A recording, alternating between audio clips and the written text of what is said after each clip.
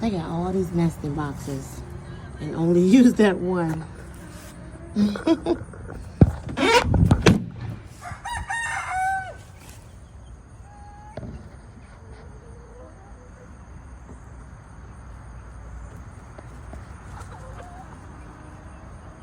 So because we've had so much rain, when the tomatoes are just about right, they don't have to be like completely right. I'm gonna go ahead and grab them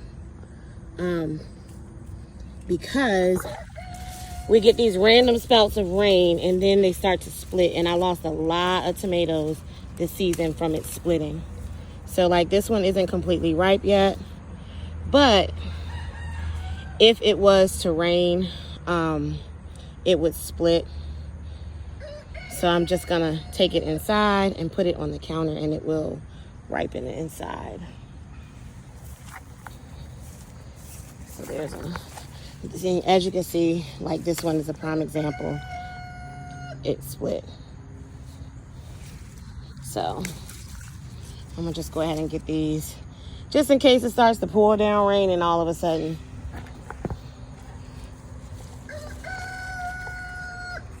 So we don't have any issues. Okay, so what am I doing with this? I am cleaning these tomatoes that I have harvested, which I've been doing all season. And I am going to score them and cut the little core out right here, the little stem part. I'm gonna slice an X on the bottom, and then I'm gonna stick them in a freezer bag, because at the end of the season, I wanna make spaghetti sauce or tomato sauce with these. And this isn't enough for me to make anything worth canning. So, sorry y'all, the twins are in the background just screaming and playing.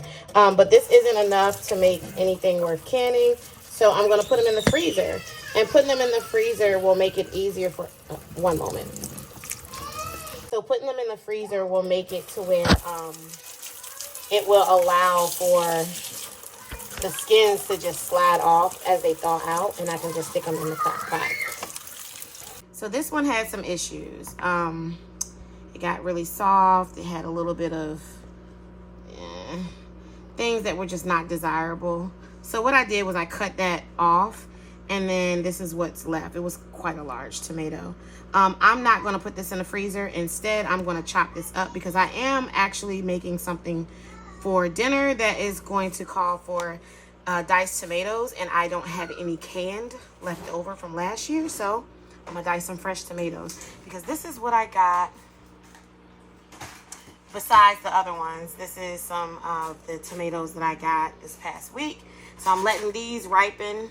I pulled them off the plant a little early, and I'm gonna let them ripen here, and then I'm going to score the other ones.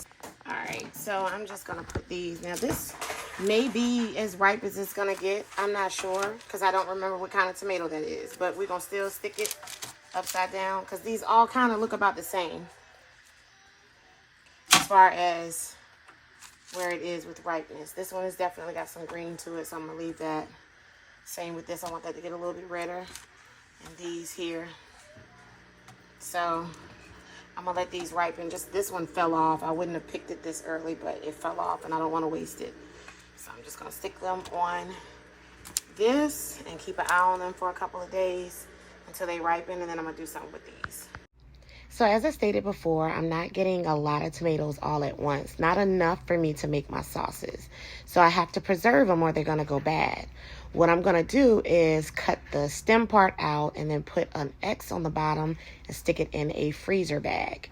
Now I grow all types of tomatoes, not just the paste tomatoes or San Marzano or any type of just Roma to make my sauces. I can use any of these tomatoes to make my sauces. And because I didn't have the ability to start from seed this year, I just purchased a bunch of different started plants. And I'm going to do the same thing to all of them and still stick them in the freezer bag, because they're all going to be used to make my sauces. The only ones I tend to avoid are the very, very large ones and the ones that have scars on them. So right now I'm just using a knife to get these out, but I also have a melon baller, and that works very well.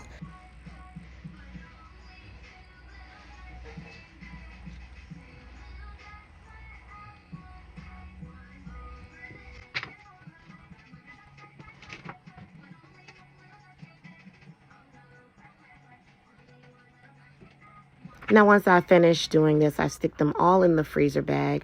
I push out all the air and seal it.